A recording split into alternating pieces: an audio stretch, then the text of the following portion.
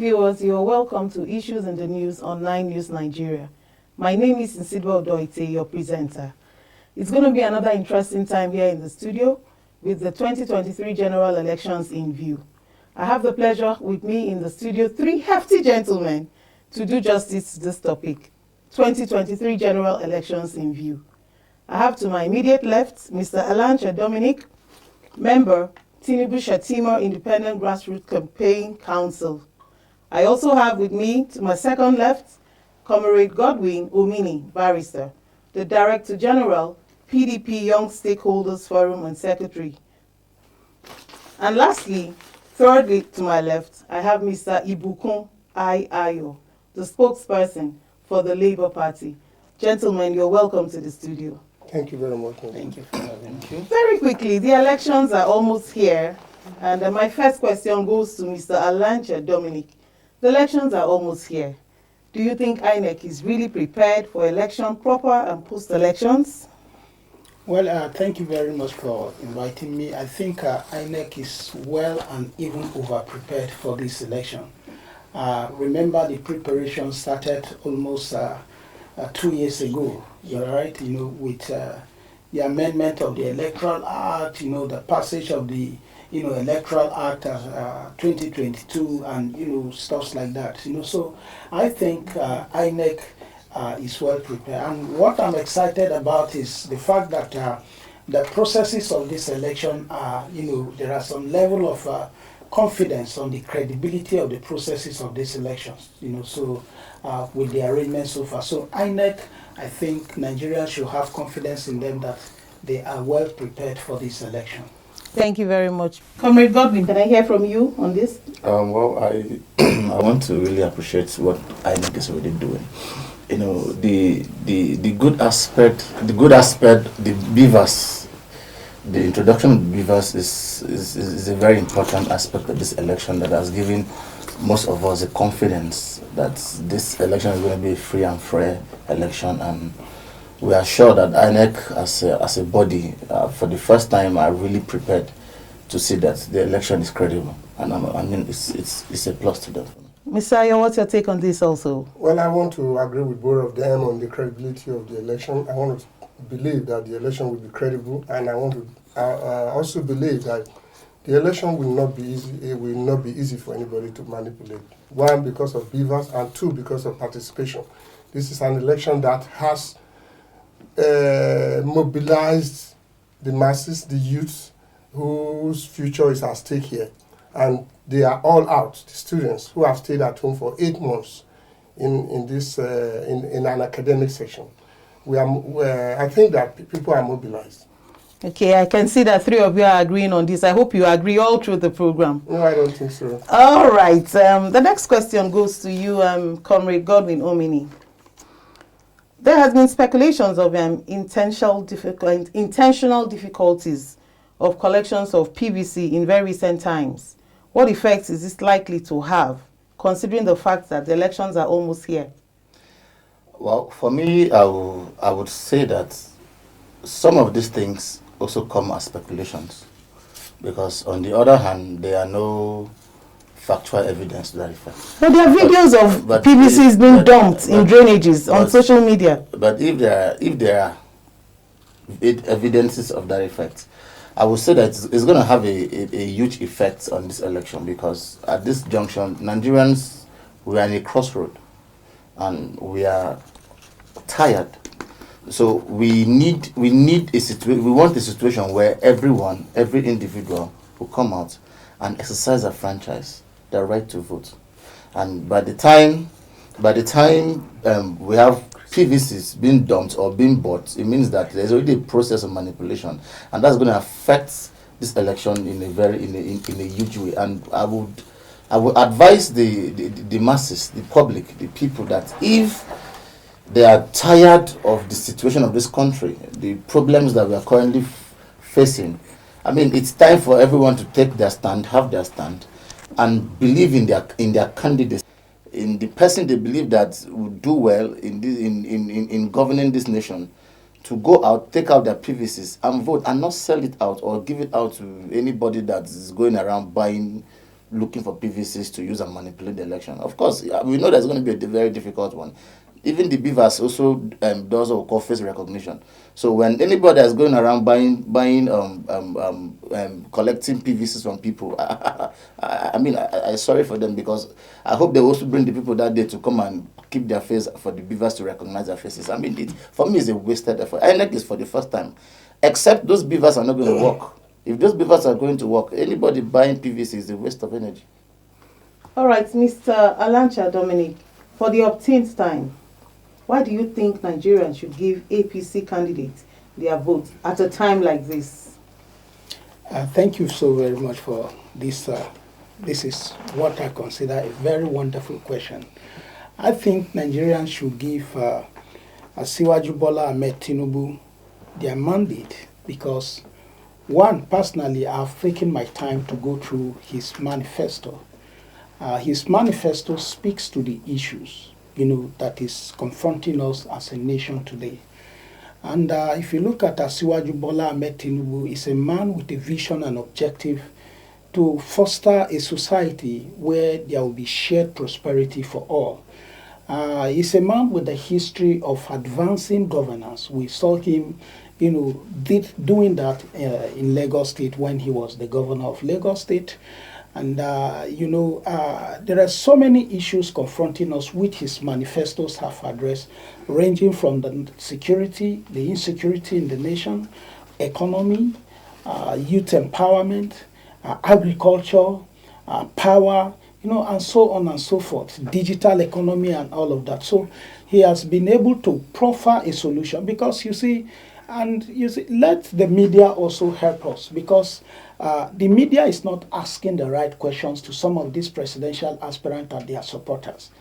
The issue is not about, smite campaign. It is about the issues that confront us, the what and the how. All right, they are going to address some of the challenges that are confronting us is not sufficiently being addressed. You understand? And in my principal manifesto, Asiwaju Bola Ahmed Tinubu, he has been able to proffer, solutions, to some of these challenges that are confronting us. If time permits us, we're going to talk about some of those solutions, so that Nigeria will begin to envision and see very clearly, post-2023, what kind of nation are we going to be? What kind of society are we going to be having? So like I said, they should trust Asiwaju with their mandate because he has the vision to foster a prosperous, society, for all of us. Okay, thank you very much. What of the speculations that there are health challenges befalling him, like dementia and all sorts, and even videos to support this? We see them on social medias. I'm sure you have seen some of these videos. Will this not affect his well-being and the nation? No, this will not affect his well-being and the nation. You see, I was telling my friend here before we came on off the air, that Asiwaju Bola Ahmed Tinubu is very, very healthy. All right. So those videos are not real. No, look, let me tell you, I've not seen the video I don't know if the one I saw is the same thing you saw. You understand? Okay. But this one I saw, if it is a slip of tongue, just the other day in Kano or thereabout, Iyorchia Ayu, all right, was telling Nigerians that PDP has disappointed Nigeria. They have brought shame on Nigerians. The video is making rounds. I know that is a slip of tongue. You get what I'm saying? Perhaps he was trying to say, so anybody can do that. When Asiwaju said PDAPC, all right, it makes round. You understand what I'm saying? And stuff like that. The balabu could be another word. You don't know. You get what I'm saying? So for me, it's not going to affect him because you know what? Asiwaju have a history of assembling the best brains. Today, the people we are looking up to as our leaders, the vice president, former governor Fashola, and a host of them. These are people that, Asiwaju brought to the limelight, you understand me, that proffered real solutions to real challenges that was confronting Lagos State back then. And today, Lagos State has become a home for all. In 1998, I was in Lagos, and I left Lagos because Lagos was not a conducive place for me to stay. I didn't see myself, having a livelihood in Lagos. But in recent time, when I visited Lagos, I see that Lagos is the best place to live in the world. All right? When you go to some places in Lagos, you'll be confused. You think you are in New York. Okay, one of the issues about is birth certificates, educational qualifications, and all that. You see, a man like Asiwaju Bola Ahmed Tinubu that have held various positions, at the international level, you understand? He was once a an executive officer in Mobile, all right? He has held different positions, led different companies. In fact, one of the PDP, henchmen, all right, was that his name? Personally took time to go to US and investigate his certificate. And he came out and told the world that, look, forget about that. The man is educated. His education is not in doubt. And that also being said, his capacity and competence is never in doubt. And I believe that Asiwaju is the best option for Nigerians to consider. All right, thank you. Nigerians have heard you. We need to go on a short break. We'll be right back to continue with these very topical issues. Thank you.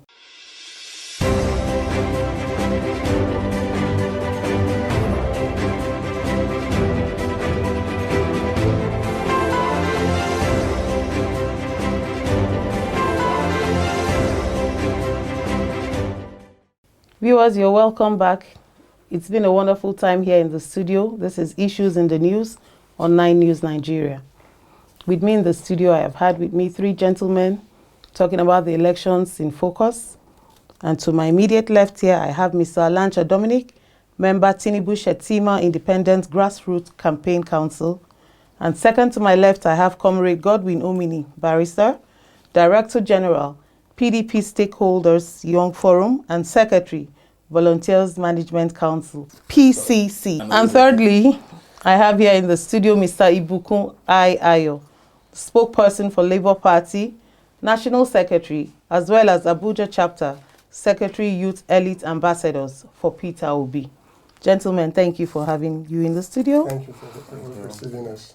Comrade Godwin Omini, this question is for you now. Nigerians are hell-bent on good and effective governance. The youth want to take back Nigeria and repair the so many errors. What is your candidate capable of doing if given the chance? One of the good things about my candidates, in person of Alhaji Atiku Abubakar, we call him the bridge builder. Atiku is a bridge builder between the youth and the elite. Atiku is one senior elite, one political leader, an elder that works with the youth. He works with the youth, he engages the youth. So, and he has said on several occasions, the youth of this generation need mentorship from an elder before they can even take over as in position. Yes, some of the youth might claim or might feel that they're ready. But I believe that any successful young person that needs to attain a certain height needs to receive proper mentorship from an elder or a leader, someone who has been ahead of who has been through that process. And Atiku has come to give the youth of this nation that sense of belonging. He has personally told us that he is going to hand over power to a youth, but he needs to train the youth that will take over from him. So Atiku is willing, and he has promised the Nigerian youth 40% in his governance. I think he is the only presidential candidate who has not just, it's not just to talk. There's one thing I know about my candidate. He doesn't just talk. When he says he will do a thing, he does it. And when he says that this is what I want to do, regardless what you're saying, if it is what is right, he will do it. He has promised the youth of Nigeria 40% in his governance when he takes over, because not if he's taking over, when he takes over as the President of the Republic of Nigeria. So it's only important that the youth should not be deceived. They should not be deceived. We are the youth. A man who has said that I'm going to, of course, even if you say that, if they say, okay, the youth are taking over, so you want to completely throw away the elders? You cannot. There is no home that succeeds without a father. For any successful home to succeed, you need a father. You need a father figure in that home, because we have a generation of young people who don't. I mean, too many things, too many issues happening out there. With young people, with younger generation. So we need a father figure who can father the youth of this nation, and then bring them to the limelight. And Atiku has done that over and over in the time past.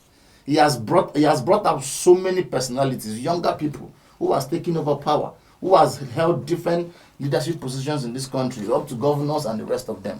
And Atiku is willing to still do more. He wants to work with the youth. So for me, I think that the Nigerian nation, the nation as a country should consider a man who is not, because he's not saying that he will drop the elder. Some people want, because the youth are agitating, will take over. Say, okay, I'm going to work only with the youth. And which areas does he particularly want to touch? Like, if I ask you, like, which 3 or 5 areas does he have in mind? Aside from fathering and mentoring the youth, which areas does he really want to focus on? Atiku is one. He wants to work on security. I mean, these are the major. There are major issues in this country. So it's not about saying them, it's about doing them. It's not to say, everybody knows that we have security but Nigerians will be happy to hear. Everybody knows that we have security issues in this country. Yes, so you're right. It's normal for me to come here and just say that Atiku said he's going to work on the security issues in this country. There's a path for agriculture. He wants to develop the agriculture. The economy of this country is draining. Atiku headed the best economy team in his days as the vice president of Nigeria, and is willing to come back and do the same and revive the economy of this country. The man has been through the process. He has seen the process. He has experience. So he's willing to come back. He talked about devolution of power, where he wants to break down power to the state. He wants to empower the security structure down to the state. Because when power comes completely from the national, it affects states' projects, state activities. So Atiku wants to bring down power. He wants to break down power into the state. He wants to give to the states. He wants to give the states I don't know how to put autonomy. The autonomy, to work, to have the power to do things on their own, even without engaging the national, because it will make the activities and the functions of this nation work properly. And easier. And easier, So thank you very much. Mr. Ibukun, thank you for coming. In recent past, Mr. Ned Nwoko said that the Labour Party is structureless. Is it really true? What are the structures that the Labour Party has for Nigerians? We are yearning for good governance. I must repeat this. Is the Labour Party really structureless? Well, that Ned Nwoko's statements will be correct to some level at a particular point. But the structure is what brought us here. The structure of the APC, the structure of the PDP. And what is the structure of the APC and the PDP? The old order. You have a senator, a governor steals the state's money meant for the development of the state. During elections, he gives money to the senator or their leaders. They call themselves leaders. These people distribute money to cultists who will go and snatch ballot papers and be rigging election in their favor. That is the structure. That is the structure they were talking of. And then they are in the House of Rep, they are in the Senate, they are governors. But now, PDP has, Labour Party has come up. When Peter Obi joined Labour Party, I, as a person who abhors violence in election and was not very active in election before, ported, to use that word, ported. The very moment he ported to Labour Party, I ported to Labour Party. He moved 20 million voters to join the Labour Party. At first they said the Labour Party was just 4 people tweeting inside the room. And then we said, okay, we came on the street and they saw it.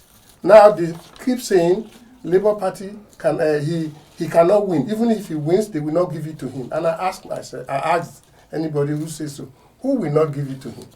This is a revolutionary election. An election that is overthrowing the old order.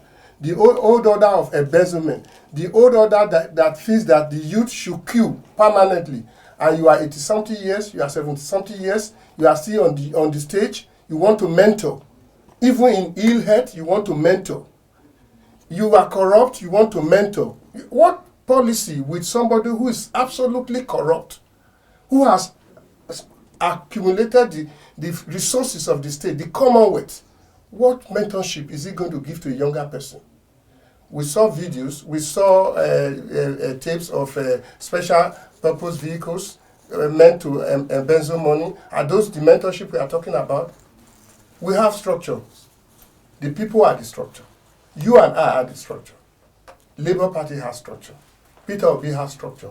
And I want to tell you that we are taking over Nigeria. Not for the youth alone. Obasanjo is not a youth.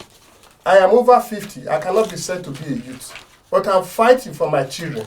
I'm fighting for the children of the PDP man sitting down here with me. I'm fighting for the children of this man sitting down here with me, whose people are killed in Benue State every day. Before we came in here, I asked him, does the killing in Benue not worry you?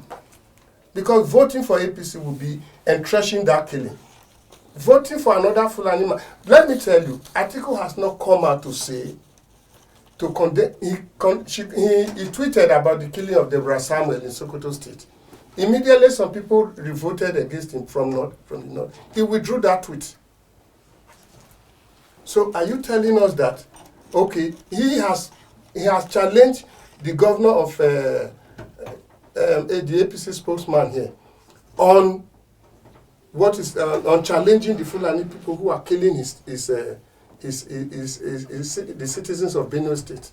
Is that the man who want to entrust Nigeria into your hand? So basically, Labour Party has a structure, and you are saying the structure is me and you. Yes. Thank you very much. The market woman, the man on the street, we are the structure. All right, Mr. Ibiku, this question is still for you now. Schools have been ordered to close down in 3 weeks. I think tertiary institutions. Yes. Do you think this is a pointer in the right direction after 8 months of long, worrisome strike? Yes, thank you very much. When we did the first 1 million or 10 million man march in Abuja, a lot of people were students among us. And I had interactions with them, young men, and they said, even if the school closes for 1 year, so as to be able to vote the Labour Party and vote Peter Obi, they are ready to make that sacrifice. So it is a right step in the right direction. So it is the number of youths that have registered to vote, and who are they voting for? They are voting for the man with competence, the man with capability, the man who has performed and is ready to do it at the national level, Mr. Peter Obi. All right, very quickly, we will soon be wrapping up this edition. Mr. Lancha Dominic, please, what message do you have for the Nigerians regarding the forthcoming election? Just in a minute, please. Okay, thank you very much. I hope I'll be able to elaborate in that 1 minute. This is very key. Nigerians should trust in the integrity of the INEC and come out and vote. That is number one. We have seek for their mandate, and I'm speaking particularly to you because you see, the Labour man is laying claim as if they have ownership of the young people in this country. The membership base of APC is made up of young people, and we have 40 million membership base. We did our revalidation last year, 2021 in February, and that membership base is still intact. You know, as I speak with you, there is, you know, we are not city-based campaigners. We are grassroots. We are talking to our people at the grassroots. So for the young people that are out there, the presidency under Asiwaju Bola Ahmed Tinubu will empower them. He has promised that in his industrial revolution policy, the young people are going to be the drivers of the economy. And it's not just for one time, will not be able to go into that. I would have told you what the structures we have planned is going to lay on ground. That will be in another edition. Absolutely, because there is no time. Yes. All right. But Nigerians will want to hear what he's going to do, like you are asking him that beyond mentoring, Atiku does not have any plan for So on a final note now. But we have, a huge plan for young people to ensure, especially in the areas of entrepreneurship, for every young people that desire to, have a business, to start up a company, to join the army, to join civil service and all of that. The plan is already laid out. Go back, let them access the manifesto of Asiwaju Bola Ahmed Tinubu, all right. And they will see all these things, laid down in a clear manner for them to. Thank you very much. Thank you very much, Mr. Dominic. Comrade Godwin Omini, one last word for Nigerians. Well, you see, this is a critical time for this nation. We must not make another mistake to get back to this hope that they want to renew. We have hoped for the past 8 years now, if I'm not mistaken. We have hoped for a better nation, and we didn't see any. All we saw is chaos, the chaos we are facing here right now. And if they are coming to renew that hope again, I don't think any Nigerians want to renew such hope. So I want to beg the Nigerians to pick up their PVCs, go out. I heard him claim, my brother claimed that Atiku doesn't have, what's it called?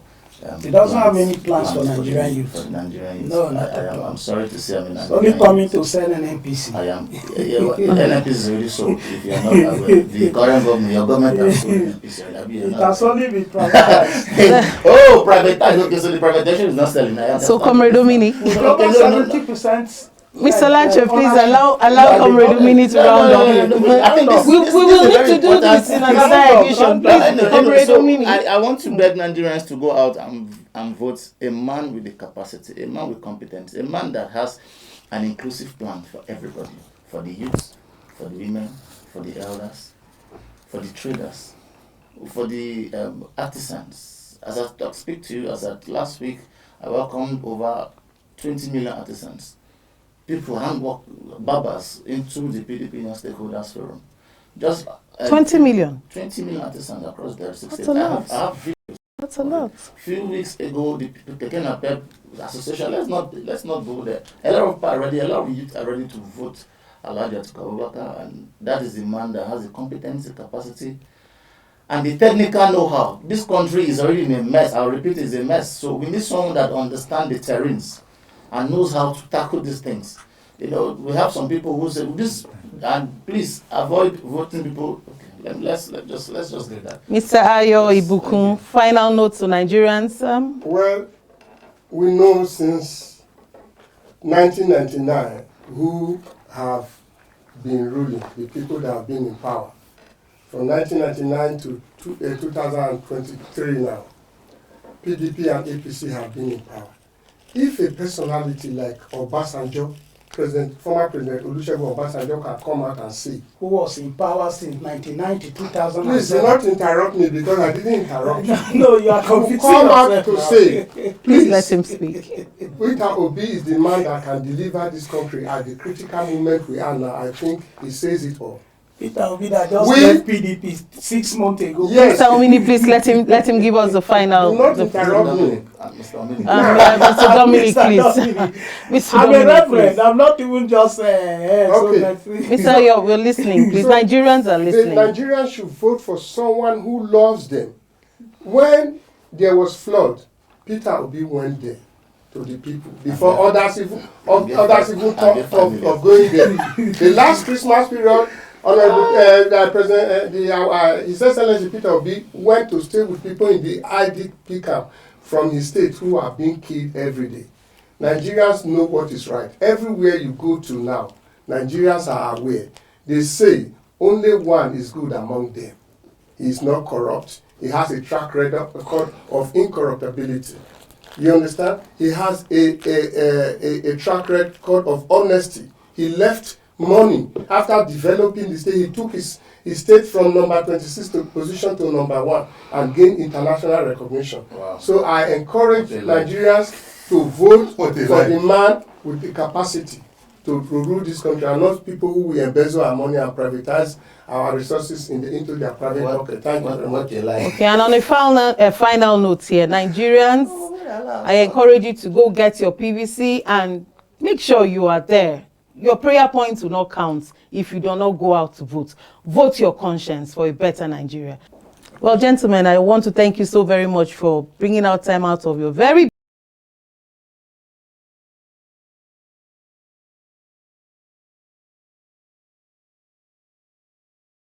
busy